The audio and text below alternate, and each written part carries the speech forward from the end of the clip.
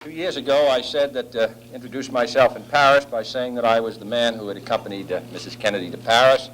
I'm getting somewhat that same sensation as I travel around Texas.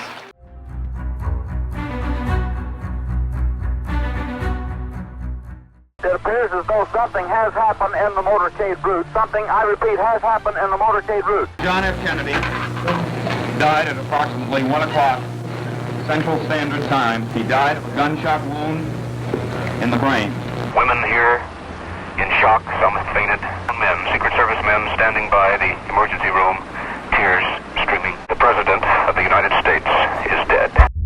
22 November 1963 Texas के Dallas शहर की सड़कों पर अपने देश के राष्ट्रपति की एक झलक को देखने के लिए लाखों की तादाद में भीड़ जमा हो रखी थी। संयुक्त राष्ट्र अमेरिका के 35वें राष्ट्रपति जॉन एफ कैनेडी अपनी पत्नी जैकी और टेक्सास के गवर्नर जॉन कॉनेली के साथ एक Lincoln continental convertible limousine car में चुनावी दौरे पर आए थे। लोगों की इतनी भीड़ बताती है कि कैनेडी के कितने चाहने वाले थे, लेकिन इसी भीड़ में उनके दुश्मन भी छुपे हुए थे। जैसे ही उनकी लिमोजीन डिले प्लाजा के पास पहुंचती है, तभी अचानक से गोलियां चलने लगती हैं। That JFK ordered the two men riding on the rear of his car to get off and enter the follow-up car just behind. The shooting of JFK marked the first time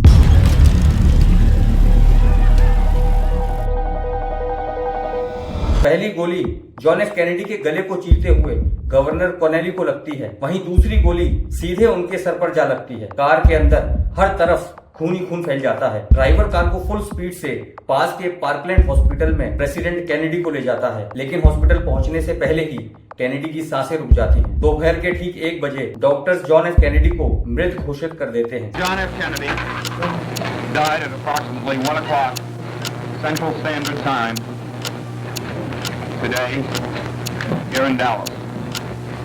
He died of a gunshot wound in the brain. जिसने Kennedy की हत्या की उसको police गिरफ्तार कर लेती है, लेकिन 2 दिन बाद उसको कोर्ट से जेल ले जाते समय एक local night club owner president के हत्यारे की गोली मारकर हत्या कर देता है। कैनेडी की हत्या से पूरे अमेरिका में गम का माहौल बन जाता है और ये हत्याकांड कई सारे सवाल और कॉन्स्पिरेसी थ्योरीज को जन्म देता है कि आखिर इस हत्याकांड के पीछे कौन है। कैनेडी की मौत के इतने सालों बाद आज साल 2025 में यूएस नेशनल आर्काइव ने तकरीबन 2200 पन्नों की क्लासिफाइड फाइल्स को रिलीज किया, जो कैनेडी की हत्या और यूएस की सेंट्रल इंटेलिजेंस एजेंसी पर कई सारे सवाल खड़े करता है। आखिर क्या राज छुपा है इन क्लासिफाइड फाइल्स में, आइए जानते हैं इस वीडियो में।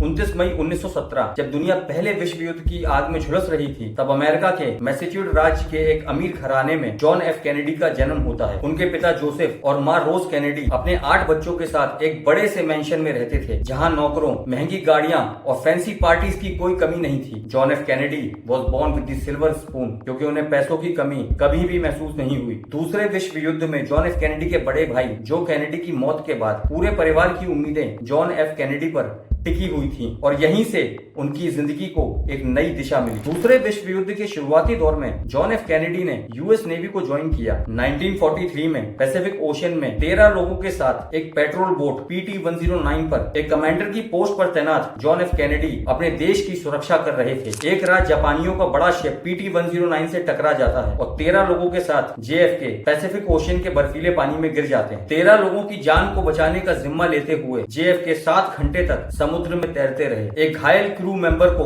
अपने साथ बांध कर खींचते रहे। आखिरकार एक छोटे से आइलैंड पर वो सबको ले गए। वहाँ JFK ने नारियल के छिलके पर SOS मैसेज लिखा, जहाँ से उन्हें एक लोकल ट्राइब ने रेस्क्यू करवाया। दोस्तों, उन दिनों ये बात इतनी बड़ी थी कि अमेरिका के न्यूज़पेपर्स में उनको वॉर हीरो बना दिया और इसके चलते JFK को नेवी मेडल से सम्मानित किया गया। अब जॉन एफ कैनेडी एक ऐसी शख्सियत बन गए जो लोगों के दिलों में राज करने लगे। घर के बड़े बेटे जो कैनेडी को दूसरे विश्व युद्ध में खोने के बाद परिवार की उम्मीदों पर खरे उतरने के लिए जॉन एफ कैनेडी ने अपने पिता के कहने पर साल 1946 में राजनीति में कदम रखा और मैसेच्यूसेट्स से कांग्रेस में सीट जीती। उनके पिता का सपना था कि JFK एक दिन संयुक्त राष्ट्र अमेरिका के राष्ट्रपति बने, इसीलिए JFK ने अपने ऑथर बनने के सपने को छोड़ साल 1952 में सीनेट के लिए इलेक्शन लड़ा और भारी मतों से जीत हासिल की। साल 1960 में जॉन एफ कैनेडी ने एक highly experienced politician Richard Nixon के खिलाफ प्रेसिडेंशियल इलेक्शन लड़ा और अपने पिता के संयुक्त राष्ट्र अमेरिका के राष्ट्रपति बनने के सपने को पूरा किया। राष्ट्रपति बनने के बाद जॉन एफ कैनेडी ने कुछ ऐसे बोल्ड डिसीजंस लिए जिसके लिए उन्हें आज भी याद रखा जाता है। दोस्तों, उस समय यूएसए और सोवियत यूनियन के बीच में कोल्ड वॉर चल रहा था। दोनों देश एक दूसरे से आगे निकलना चाहते थे। सोवियत यूनियन ने सबसे पहले स्पेस में सैटेलाइट भेजकर दुनिया को ये दिखाया कि वो यूनाइटेड स्टेट्स से कुछ कम नहीं। A man-made celestial body for the first time in history overcame terrestrial gravity and flew into space. October the 4th, 1957, and the world's press announces the miracle of the age. The Russians had successfully launched the first satellite ever to circle the Earth. जिसको John F Kennedy ने एक बड़े challenge की तरह लिया। John F Kennedy ने ऐलान किया कि यूनाइटेड स्टेट्स 1960s के एंड तक चांद पे इंसान को भेजेगा। दोस्तों, ये बात इतनी बड़ी थी कि इसने नासा जैसी स्पेस एजेंसी को बूस्ट किया और 1969 में अपोलो 11 ने चांद पर लैंडिंग की, जिसमें नील आर्मस्ट्रॉन्ग चांद पर जाने वाले पहले शख्स बने। कैनेडी ने कोल्ड वॉर में भी एक बहुत बड़ा रोल प्ले किया है। 1962 में जब सोवियत यूनियन ने अमेरिका को धमकाने के लिए अमेरिका से 145 किलोमीटर दूर क्यूबा में अपने न्यूक्लियर मिसाइल्स डिप्लॉय किए, तब जॉन एफ कैनेडी ने 13 दिन तक दुनिया को न्यूक्लियर वॉर के कगार से बचाया। उन्होंने सोवियत लीडर निकिता क्रुश्चेव से बात की और मिसाइल्स हटाने के लिए डील साइन की। दोस्तों, ये एक ऐसा मोमेंट था जहां जॉन एफ कैनेडी अमेरिका के एक रियल हीरो बन गए। 1964 में आने वाले अगले यूएस प्रेसिडेंशियल इलेक्शंस में अपनी डेमोक्रेटिक पार्टी को प्रमोट करने के लिए 22 नवंबर 1963 के दिन जॉन एफ कैनेडी, अपनी वाइफ जैकी कैनेडी और टेक्सास के गवर्नर जॉन कॉनेली एक open Lincoln continental convertible limousine car में चुनावी दौरे पर टेक्सास स्टेट के डैलास शहर में आते हैं।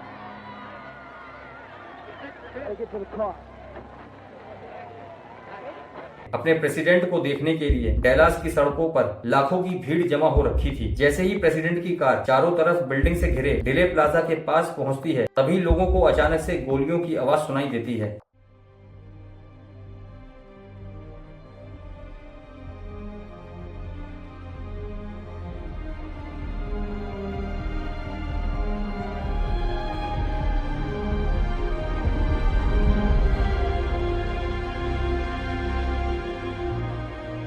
पहली गोली कैनेडी के गले को चीरते हुए गवर्नर कॉनेली को लगती है, वहीं दूसरी गोली सीधे कैनेडी के सर पर जा लगती है। कार का ड्राइवर फुल स्पीड में पास के पार्कलैंड हॉस्पिटल में प्रेसिडेंट को ले जाता है, जहां 1 बजे तक प्रेसिडेंट को मृत घोषित कर दिया जाता है।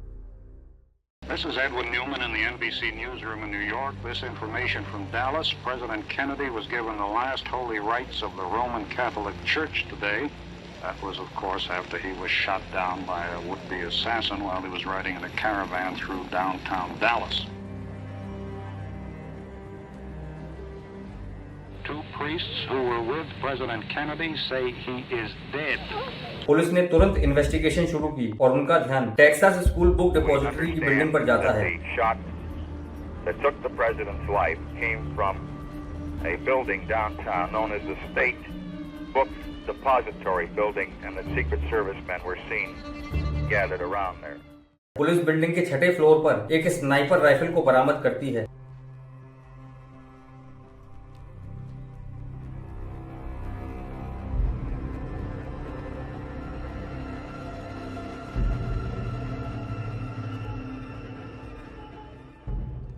जो एक 24 साल के ली हार्वे ओसवाल्ड के नाम पर रजिस्टर होती है, जो वहां उस बिल्डिंग के वेयरहाउस में बुक्स पैक करने का काम करता था। जब पुलिस ने उसको ढूंढा तो वो बिल्डिंग से भाग चुका था, लेकिन थोड़ी देर बाद एक पुलिस ऑफिसर ने उसको रोका और हार्वे ओसवाल्ड ने उस ऑफिसर को भी गोली मार दी।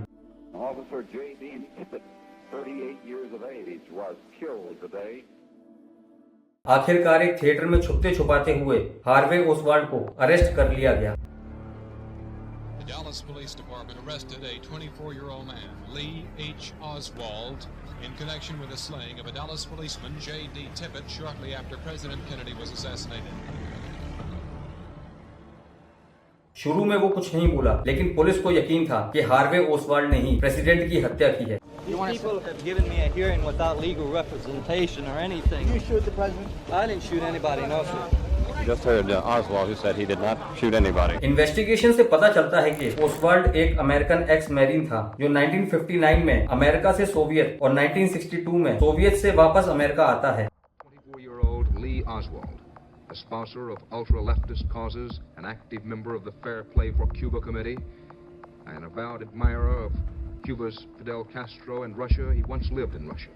He was arrested less than 2 hours after the president was shot less than 1 hour. 2 दिन बाद 24 नवंबर के दिन जब पुलिस ओसवाल्ड को जेल से कोर्ट ले जा रही थी, तब भीड़ में से एक आदमी निकलकर हार्वे ओसवाल्ड पर गोली चला देता है और on the spot Harvey Oswald की मौत हो जाती है।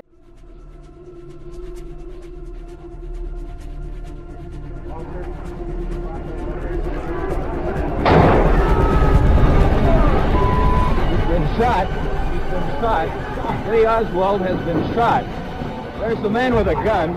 It's absolute panic here in the basement of Dallas Police Headquarters. गोली मारने वाला शख्स जैक रूबी एक लोकल नाइट क्लब ओनर होने के साथ साथ एक छोटा मोटा क्रिमिनल भी था। जब पुलिस ने जैक को पकड़ा तब उसने ओसवाल्ड को मारने की पीछे की वजह ये बताई कि वो जॉन एफ कैनेडी की वाइफ जैकी कैनेडी को इंसाफ दिलाना चाहता था, लेकिन लोगों को क्लब ओनर के इस मोटिव पर शक हुआ क्योंकि ओसवाल्ड के मरते ही सारे सवालों के जवाब उसके साथ ही चले गए। दोस्तों, ये ट्विस्ट इतना फिल्मी था कि लोग सोचने लगे कि ये एक सिंपल मर्डर नहीं बल्कि इसके पीछे एक बहुत बड़ा प्लान था। इस इंसिडेंट के बाद संयुक्त राष्ट्र अमेरिका के नए राष्ट्रपति लिंडन बी जॉनसन ने एक इन्वेस्टिगेशन टीम बनाई जिसका काम सच का पता लगाना था। 1964 में बनी वॉरेन कमीशन ने 10 महीने तक काम किया, विटनेसेस से बात की, एविडेंसेस को स्क्रूटनाइज किया और एक फाइनल रिपोर्ट तैयार की। वॉरेन कमीशन की फाइनल रिपोर्ट में ये बताया गया कि कैनेडी की हत्या में सिर्फ ओसवाल्ड का ही हाथ था, इस मर्डर के पीछे और कोई भी इन्वॉल्व नहीं था। कमीशन ने अपनी रिपोर्ट में ये बताया कि ओसवाल्ड ने कुल मिलाकर 3 गोलियां चलाई थी। पहली गोली हवा में फायर की गई, दूसरी गोली कैनेडी के गले को चीरते हुए गवर्नर कॉनेली को लगी, वहीं तीसरी गोली कैनेडी के सर में लगी। दोस्तों, वॉरेन कमीशन की ये रिपोर्ट सिंगल बुलेट थ्योरी के नाम से फेमस हुई। अमेरिका के लोग इस वॉरेन कमीशन की रिपोर्ट से सहमत नहीं थे और यहीं से शुरुआत होती है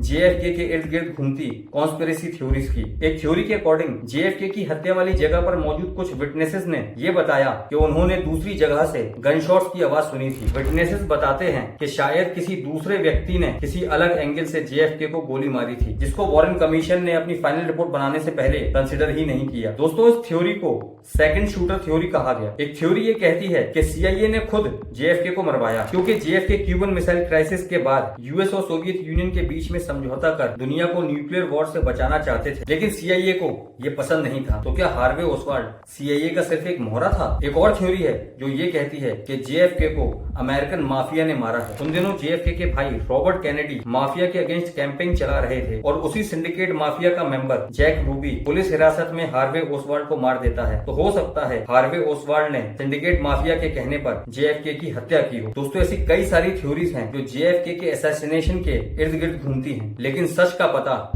आज तक नहीं चल पाया। आज साल 2025 में जब संयुक्त राष्ट्र अमेरिका के नए राष्ट्रपति डोनाल्ड ट्रंप के ऑर्डर पर US नेशनल आर्काइव ने 2200 पन्नों के क्लासिफाइड फाइल्स को रिलीज किया, तब लोगों को लगा कि JFK के असैसिनेशन की सच्चाई अब बाहर आ जाएगी। लेकिन ये डॉक्यूमेंट्स पूरा सच बयान नहीं करते, बल्कि इन डॉक्यूमेंट्स में कुछ ऐसी इंफॉर्मेशन होती है जो डायरेक्टली कोल्ड वॉर, क्यूबा में किए गए CIA के कोवर्ट ऑपरेशंस, हार्वे ओसवाल्ड की मैक्सिको ट्रिप और गवर्नमेंट के इंटरनल मेमोस को बताते हैं, जो इनडायरेक्टली कहीं ना कहीं JFK के असैसिनेशन से कनेक्ट करते हैं। क्लासिफाइड फाइल्स के मुताबिक CIA को हार्वे ओसवाल्ड के बारे में पहले से पता था कि वो 1963 में मैक्सिको सिटी गया, सोवियत और क्यूबन एम्बेसी से मिला, जहां CIA उसको ट्रैक कर रही थी। एक थ्योरी कहती है कि ओसवाल्ड ने वहां बोला था कि वो JFK को मारना चाहता है और CIA ने ओसवाल्ड को ये बोलते हुए भी सुना था। तो फिर CIA ने ओसवाल्ड के खिलाफ कोई एक्शन क्यों नहीं लिया? क्या ये CIA की लापरवाही थी या फिर वो कुछ और छुपा रहे थे? क्लासिफाइड फाइल्स में क्यूबा के मिशंस के डिटेल्स दिए गए हैं, जैसे कि एक मैसेज में लिखा था, today received magnum pistols but no bullets, जो दिखाता है कि CIA क्यूबा में कितना ज्यादा एक्टिव था। लेकिन दोस्तों, ये सारी इंफॉर्मेशन JFK के असैसिनेशन से डायरेक्टली कनेक्ट नहीं करती। क्लासिफाइड फाइल्स ने JFK के असैसिनेशन पर थोड़ी सी रोशनी डाली है, लेकिन सॉलिड प्रूफ